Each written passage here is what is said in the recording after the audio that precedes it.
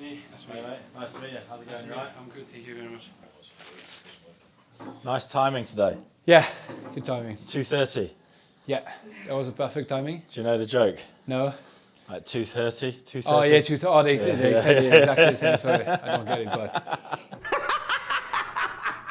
Yeah. So how's your mouth? What happened exactly? like 2 weeks ago against the Queens, I get impacted by a boot of a player, so I get like this big gap, big hole into my chin. Yeah. There. Sorry, and then 3 teeth went off, came off. So after the game, go to the hospital. 2 teeth put back in, and then the other one was still missing on the pitch. I found it a bit later, but yeah, I saw the dentist this morning, so we need to do like a new set, get a new set. So we'll see. Really? Who found the tooth on the pitch? Me, yeah. I was. You found them? Yes. I was feeling bad to leave my teeth alone on the pitch. I was like, you have to find it. So I just jumped into the pitch on the following week, a few days after the game, and then after 2 minutes, watched on the video where was the impact, the tackle, and then it was like on this part of the pitch, and yeah, it was on the line. So Still there? yeah, still there. How many days later? I think 3 or 4 days later. Yeah, 2 or 3, 4 days later. Yeah, crazy story. So we don't get many French players in the Premiership. Like it's quite a novelty for me coming and interviewing a French player because I don't know, I can probably name like those Chabal, Maxime Amoz. Yeah. There's not been too many Yeah, French players come Louis Picamol was Louis Picamol, yeah, of course, Picamol. yeah. Yeah, I don't know why. I mean, it's a good experience. I think there is lots of player in France who will be keen to play in England. Yeah. It's a tough decision to leave your country, your championship, your family. Yeah. But when I signed for the Saints, there was so many players who text me and said how lucky you are, what a good challenge. I wish I would do that in my life, but I think like it's a tough decision to make. And then, but I said to them, just if you want to do it, try to do it. Yeah. So as a Frenchman with the Six Nations coming up, obviously you're not, because you're over here, you're not involved, but when you look at the Six Nations, how do you see the sort of balance of power and the favourites going into that tournament?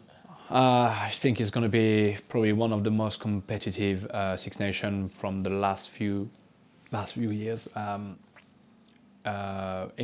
England is definitely back in the game now. Yeah. They win like I think 8 or 10 games in a row. Yeah. The last autumn series was very impressive. France have some injuries, I think, at the moment, but still a talented team. Like you can't guess what they're gonna do. Like a very dangerous team. Yeah, Ireland still on the top. I mean, in Italy, Wales, always here.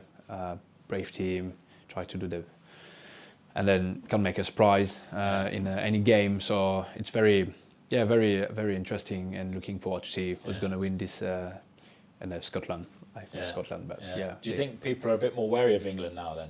Sorry, are people a bit more aware of England as a threat now than always have been the last couple of years? No, I mean when they are back, I feel like now they are more confident. They were like still in the game, still strong, because the last World Cup you guys finished in the semi-final, like one step from the final, so which is like a big achievement. When I say backing him, it means like winning games in a row, like top teams are doing. More consistent, so very physical. What do you think France's biggest match of the Six Nations is? If you had to pick one, the match to watch for France. I have to say, like the crunch.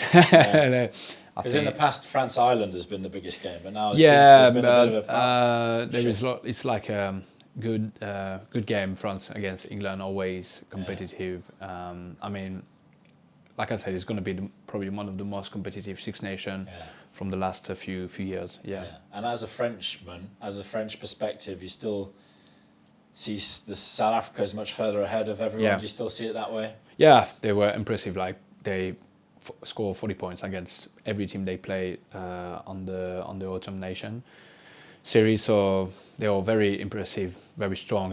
They look like they are two world-class team, especially forwards, but also at the back line.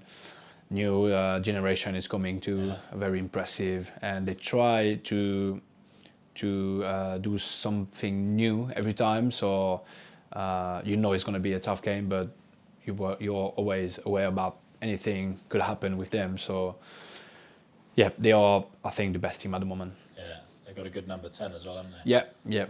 Sasha. Yeah, he's very talented. Yeah. How do you stop the Springboks, do you think? Are they?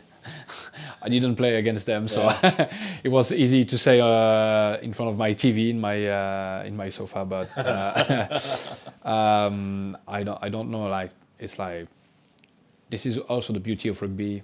Anything can happen in a game. I think if someone have the miracle potion, it will tell anyone. But at the moment, I think they are the best team. So. And do you have ambitions to play for France again? If you are fit to play and you have played for your country, it's like an ambition you always have in yourself. It's been now a couple of years I didn't play for France and I didn't train with them too. So I just try to stay humble and then try to be the best. And if my time will come, I will be most happy rugby player on the pitch, but just try to trust the process, try to be the best, get better and better, always try to learn, and then we'll see what happens.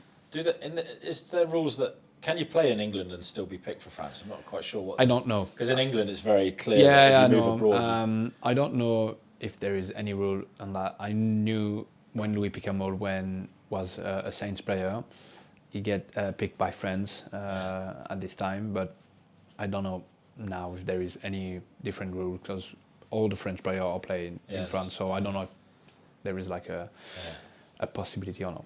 But if Galtier comes on a scouting mission to Franklin's Gardens. Yeah, I mean, I've learned so much since on the last 6 months, so it could be like a good story for the French coach to come and see what is going on here. Like I said, different way, different mindset. So I always have in my mind, if I have the opportunity to go away from France, I would be keen to do it. And then here I am. So feel very lucky. What are the kind of things you do then, the English lifestyle? What have you been trying to do, like Sunday? There is Sunday roast, or there is like the Sunday roast. Also like the coffee shop culture. We don't have exactly the same way to eat in France, which is interesting, very interesting. Some little stuff like that. Visiting different parts of England? Went on different village around here. London is like an hour by train, so which is very easy to move from Northampton, and we try to move when we play away to stay on the day off in the city to to see something different and try to enjoy as much as possible our time in England. Do you go to like the theatres in London or anything like that, the shows? No, we are not comfortable enough English to understand all that stuff. But the next challenge is to go to the cinema and try to watch a film without subtitles. So how does the sort of English rugby philosophy compare to French? What have you learnt about rugby by being here? Like the way the game is played, the way training. Like what's the big differences? Big differences is English rugby will probably be more structured than French rugby, and the both championship works in a different way. Top 14 is like longer, more games, so it's like a marathon, and the Premiership is more like a race because you have less games, so you have to compete every game. If you lose some points in the season, like you could be how do you say? Yeah, you'd fall away. Yeah, miss the fall away playoffs, from the top, and then because you have to finish in the top 4 to be qualified. In France, it's the top 6. Top 6. Yeah. So like it's a different way to play. Also in France, you can go in the second division, so you have like a different pressure with the result. As far as you can sometimes here, like it's more like they try to play a bit more. In France, it's more like a fight. There is lots of derbies, big atmosphere, so the pressure is a bit different. And because also our culture is very different too. So yeah, very very interesting way to learn. So you say English rugby is more structured, is it? Yeah, more structured. Like In what sense? like is that? I reckon we are probably a bit more emotional. So sometimes the atmosphere in top 14, playing a home game is different than play away. And we are, in English teams trust more the process as a team. Sometimes because French, we are emotional, we try to do something special. Sometimes it works, so it makes people with like a good energy, big energy, so everyone is hyped to go again. You get the momentum, so and sometimes it doesn't work, so Is that why in France you get more revolts against the coaches? It's a different. I mean, that's not the same deal. Just because I think the pressure is different, so there is like more American bad pressure in France because of the result. So yeah. Really? So just different. Yeah. Obviously, with here at Northampton, you're playing with a lot of the England internationals as well. Finn Smith, Tommy Freeman, Henry Pollock. Like, what do you make of the talent around? They are very talented, very fast. Fast. Very fast. Is that what stands out? The speed, is it? Yeah, speed. They are like, it's different mindset. Like I said, different mindset, different way to play. So I try to enjoy my time talking with them, especially with Finn, because we play at the same position, and I try to ask him different question about how to play, because I want to shoot good in this team, and then he's like such a good teammate for me to understand and to try to be the best. And just last thing, I just want to do a social media game where it's called Winner Stays On. So I name some number 10s and you have to pick your favourite one. Okay. Mathieu Jalibert or Owen Farrell? Mathieu Jalibert. Mathieu Jalibert or George Ford? Mathieu Jalibert. Mathieu Jalibert or Johnny Sexton? Mathieu Jalibert. Jalibert or Dan Bigger? Oh, Dan. No, Jalibert. No, I mean, like, I know Dan, so he would probably not be happy about my answer. Jalibert or Finn Russell? Tough choice. French. Jalibert. Jalibert or Roman Untermack? Jalibert. Jalibert or Bowden Barrett? Okay. Let's try something. Bowden Barrett. Bowden Barrett or Sasha Feinberg? Oh. I mean, I stay with he's the best one. Okay, Sasha, yeah. Sasha or Richie Mwanga? Sasha, yeah. Sasha or Dan Carter? Dan Carter. Dan Carter or Freddie Michalak? Oh, Fred. That's tough. Oh my God. Okay, Fred Michalak. Is he the GOAT? He's the GOAT, yeah. Nice. I was waiting for Johnny Wilkinson. Okay. Oh, yeah. Okay, we'll add that on. I was like, if you say Johnny Wilkinson. I had Johnny Wilkinson for the last one, but I changed it for Freddie Michalak. I thought as a Frenchman you'd... Johnny Wilkinson. Freddie Michalak or Johnny Wilkinson? Johnny Michalak. No. Camera's still running. Johnny Wilkinson. Johnny Wilkinson. Yeah. He's the GOAT. He is the GOAT, yeah.